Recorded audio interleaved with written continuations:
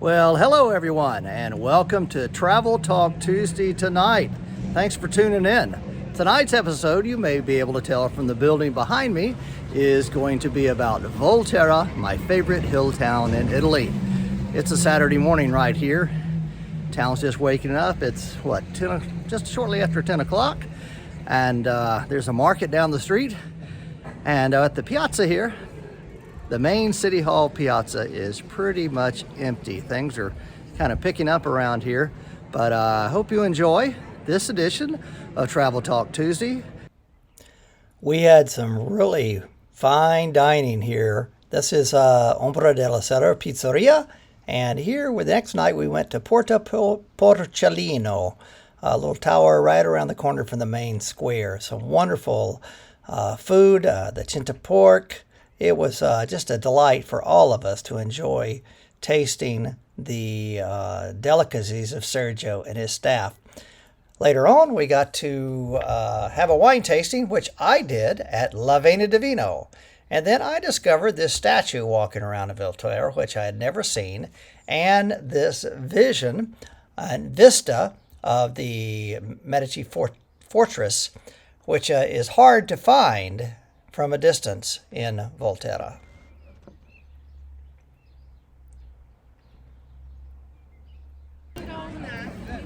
Hey, David McGuffin here, back at the Leaning Tower of Pisa complex. You can see the tower in the background, the Duomo, the church here, and the baptistry. We're just going to take a quick spin around here. I'll chat a little bit about it because I always want to provide a little more information about the destinations that we are visiting. We're on our Villa Vacation tour. So this day we're coming over to Pisa for a little bit and visiting Lucca as well. All of these buildings are built, before 1400. And so they're in a particular type of architectural style called Pisano architectural style, sort of leaning toward the Gothic era, which is definitely when it is, in the 11, 12, and 1300s. But the architectural style was conceived and taken from Eastern Europe, so around Constantinople, Istanbul, the Holy Land, Northern Africa, more of the Muslim influence of the turrets and everything. And so this is the Duomo that we're looking at right here. The big building in the background there over there with the dome is actually an indoor cemetery. And behind me with the detail is the baptistry, which is just for that, a baptistry. It's 2 floors, and so let's take a spin around the entire complex.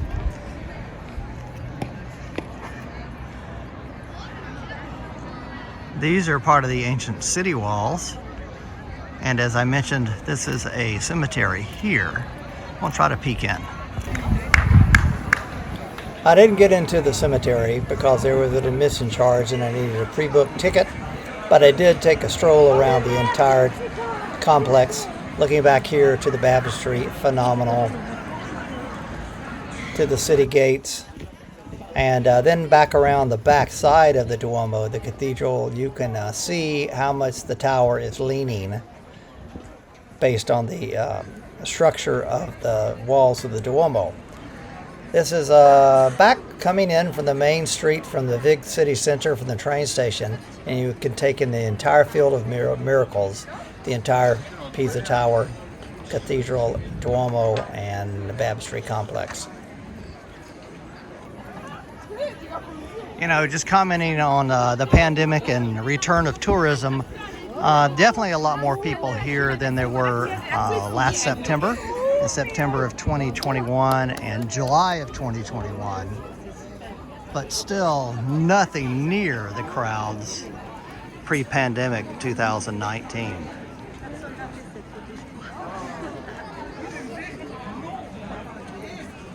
It's a couple of larger student groups, but they're Europeans. Mostly people that I hear speaking are Europeans. Just a few straggling Americans, but no American groups that I have seen or heard. For lunch in Lucca, we sat down in the main square and had some ravioli, some salmon, and some salads. It was really good. Hey, David McGuffin here. I am in Lucca, a little province town in Tuscany, kind of about 45 minutes away from Pisa. And I'm in the main square of Lucca called the Piazza of the Amphitheater. So you can see it's kind of in the round, an oval shape, and this dates back from the Roman times. So let's take a look around Lucca. So in Roman times, when this was part of the Roman Empire, this was actually an amphitheater, like the Colosseum down in Rome, or like the newly discovered one there in Volterra. In the Middle Ages, they cannibalized all the stones and everything and made houses out of them. If you get away from that main square, Lucca is a quiet city, especially in the afternoon. This is about 2 o'clock or so, a few stragglers for lunch through Lucca. It's just a really, really nice little city to visit. You know, it's got some city walls around it as well. This is one of the main churches in Lucca, right near the entrance of the Santa Maria Gate. And I'm sorry that the name escapes me for the moment, but I never can let the image of these mosaics on the facade of this church escape me. The city walls are short and very, very wide. It's, you could put a major highway around those city walls with 4 or 5 lanes. And it's wonderful to get up there because it's all pedestrian friendly. There's a walking path, bike path, even a path right here for people to get up into the grass and lay and look at the wonderful views of the mountains surrounding Lucca.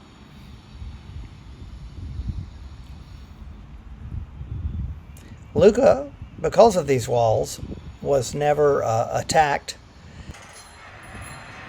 and was fortified the whole time, so the walls did their purpose. This is looking inside the walls. Of course, bicycles, these little carts, everything are all rentable for an hour or 2 or 3. You could rent a bike or one of these carts for 2 hours and make a very leisurely trip around the level top of the walls all around Lucca, looking into the city and out into the countryside.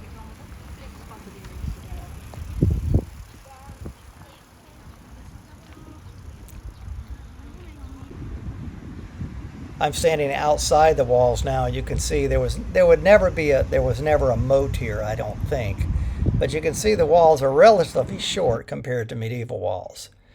Then later on, we showed up at Marcampo and had a cooking class. Hopefully for me too. Yeah, hopefully you'll eat. Buonasera. So we are going to make a whole meal. So starting from bread, starter, homemade pasta, main course, and dessert.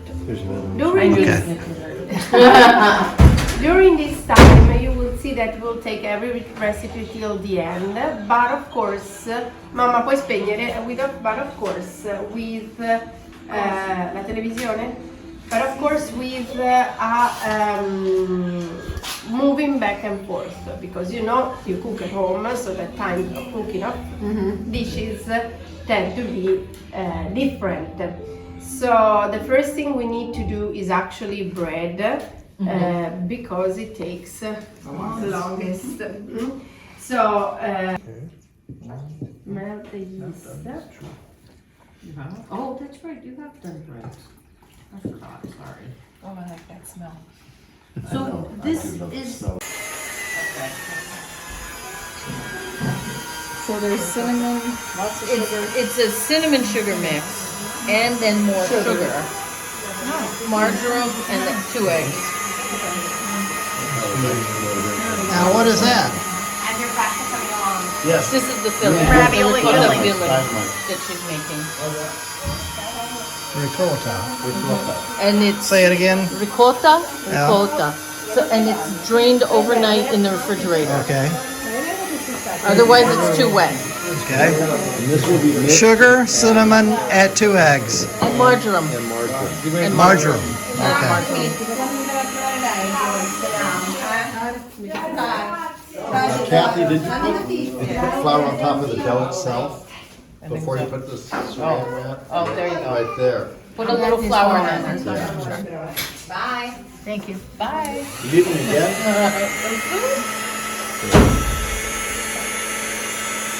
And this is And her what is that? grandmother's recipe, by the way.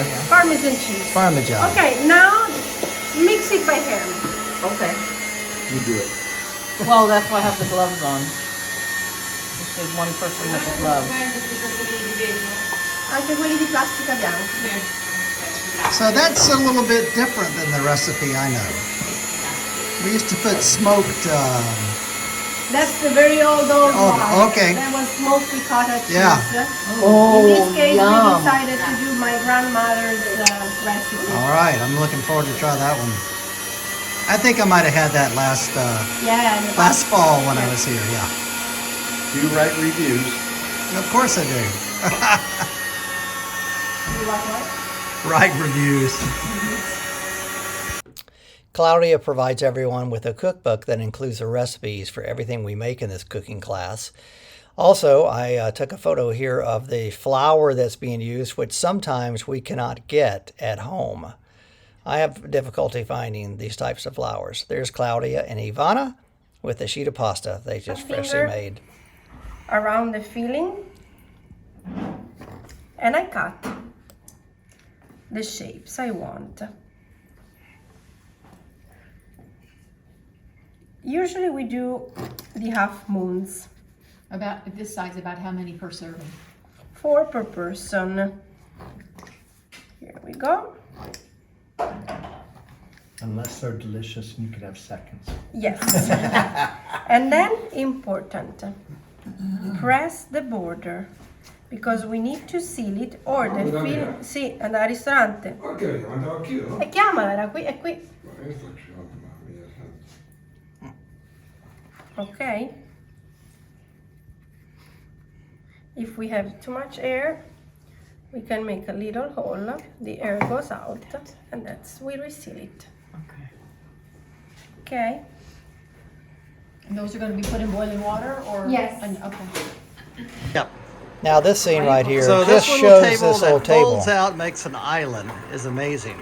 You can iron your clothes on it. You can cut pasta. You can even cut a whole chingali on there. I bet. Yes. And all these wood you see here, Uh-huh. these were beams, big beams, boards, thanks, that used to own my grandfather. Ah. He saved them for many, many years in his back garden.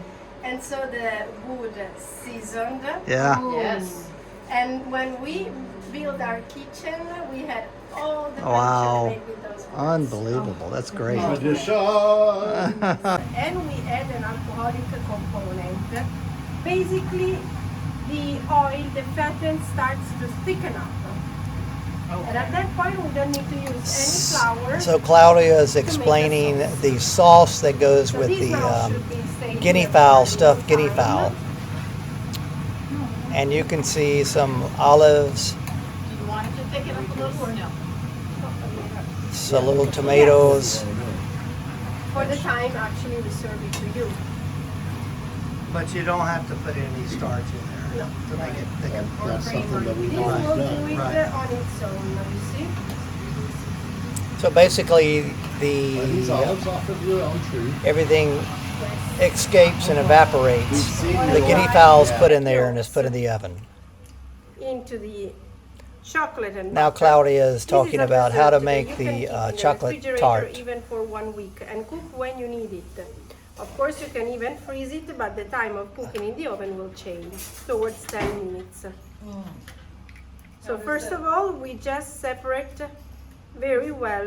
Does the chocolate and butter need to be slightly cool before you put the egg No, yolks in? they have to be warm because this way the egg are half cooking. Mm. That's why you can then save it in the refrigerator even raw.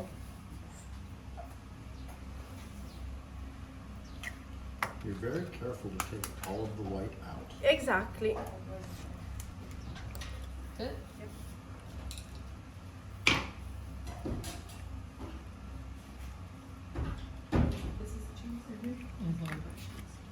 6 eggs. 6 eggs, yes. And how much? We're probably going to make about 13 chocolate souffle. This is a recipe of 15, but we've noticed in the past times that actually eggs probably are a little smaller, so we make some less. The chickens produced less because of COVID. Yes. You know, that's the excuse everyone is using. That's exactly right. We're renovating a house and they were supposed to give it to us on the 30th of April. Otherwise, they would have paid €500 a day for each delayed day. Yep. Guess what's fault was this? COVID. So how can you ask €500? Of course, we would have not asked any in any case. But mix the egg yolks. With the heat of the chocolate, they somehow cook. Sugar and flour precisely measured. And just quickly mix them without overmix, otherwise the butter separates from the chocolate. That's it. Oh, that's it. Now, delicate part. To call it souffle, we need egg whites. So we need to whip them. Just egg whites. We don't need to add any sugar, anything. How do we do? With the whisks. But anytime we do a whipping, the direction you start to whip is the one you keep following. Never mix the Never direction. change. Because they have to be stiff peaks, very tough. So the risk is, of course, that they fall. So who wants this nice job? Come on, Len, your arms are good. I don't want to take the responsibility of going the wrong direction. Thank you. I do. Are you going? Here, I'm going. Jeanette? Okay. Oh, but So, she's but giving it's you. not a hand whisk, I still get to use the electric mixer. Okay, but I. But you still go Always clockwise go to or the right. counterclockwise, Yeah. whatever way you go. Clockwise or counterclockwise. Either way, Right. just keep The going. one you That's what start we is say. the one you keep following. So clockwise. Who would have ever thought about that? I'm gonna. Don't mess with me. The whole thing. Don't mess with me, I'll blame you. I've never known this. I've mixed them up and I've never been able to make little stiff peaks.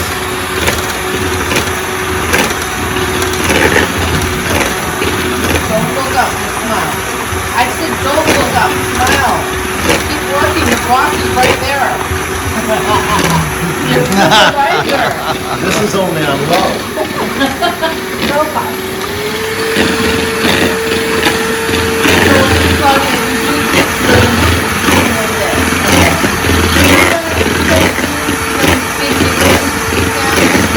When we do for restaurant, yes. But with the cooking classes, I like to show them how you In the past, they use the fork. I've never used the fork. I don't know how to do it. Well, we have hand whisks. So even more, right? Yeah. I see that it's thick, like a meringue. Now meringue has sugar, right? The souffle part, but they're not melting. Instead of folding, you can just even turn it. It's Can I turn it a different direction too? No. Yeah. Good thing I asked. Only clockwise. Good thing I asked. However you start, you continue, yes? Okay.